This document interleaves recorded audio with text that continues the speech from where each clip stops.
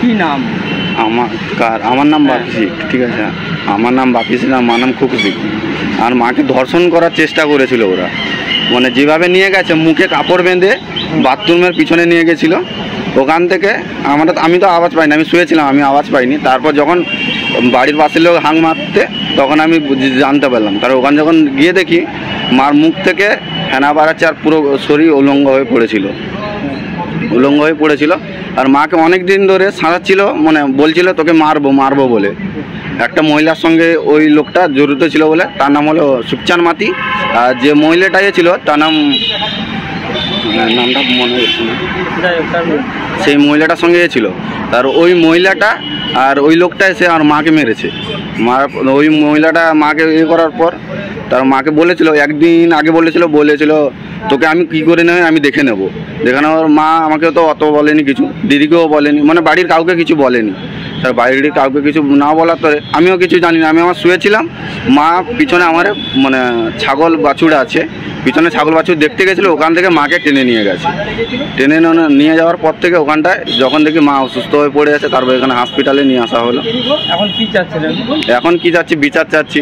এই রকম হয়েছে, মা তো আর নেই, এখন মা তো মারা গেছে। এবার কি হবে?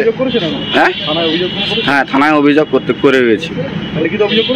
লিখিত অভিযোগ তো করিনি, মানে গ্রাম থেকে অভিযোগ ওটা গেছে থানায়। আমি যাবো কি? আমি তো এখানটায় রুগী নিয়ে এসেছি না, আমাকেও যেতে হবে, রুগী ছেড়ে তাহলে যেতে হবে, এইটাই। নাহলে তো আমি যেতে পারছি না। মনে হয় আরো ওর সঙ্গে আরো অনেক লোক জড়িত আছে। আমার মনে হয় দুজনের দ্বারাই তো হবে না এই কাজটা, এর সঙ্গে আরো লোক জড়িত আছে। হতে পারে নিজের বাড়ির লোক, নাহলে হতে পারে লোক নিয়ে এসেছিল, যেটাও একটা হবে।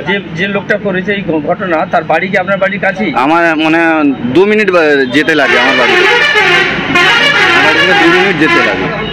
ও আমার মেসো সম্পর্কে হয় ধরতে গেলে, মানে আমার দাদুর দুটো বিয়ে হয়েছে, বুড়ো পক্ষের মেয়ের। আত্মীয় হয়? হ্যাঁ, আমার আত্মীয়। ওর নাম কি? ওর নাম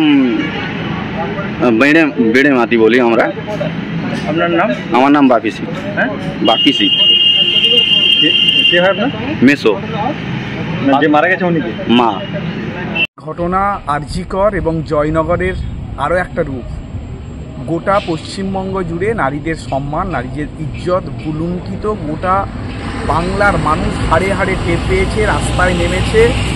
এই অসুরনাশিনী দুর্গা, এই আরাধনার সময়ও মা রূপে পূজা করছি, অথচ এই বাংলার মহিলা মুখ্যমন্ত্রী মমতা ব্যানার্জির প্রত্যক্ষ মদতে তারই দলে তৃণমূল কংগ্রেসের যারা প্রতিটা ভোটের সময় ভোট লুট করে, মানুষকে গণতান্ত্রিক অধিকার প্রয়োগ করতে দেয় না এবং সর্বত্র পঞ্চায়েতের টাকা পয়সা লুটে ফুটে খায়, সেই তৃণমূল কংগ্রেসের নেতৃত্বদের সরাসরি সংযোগে এই ধরনের ঘটনা ঘটছে। আর ছোট জগন্নাথ পুলিশ একজনকে অ্যারেস্ট করেছে, এখনও এই অপরাধের সঙ্গে যুক্ত তৃণমূল কংগ্রেস করে বলে স্থানীয় জায়গা থেকে আমাদের কাছে অভিযোগ এসছে, এবং যাকে অ্যারেস্ট করা হয়েছে সে তৃণমূল কংগ্রেসের কর্মী।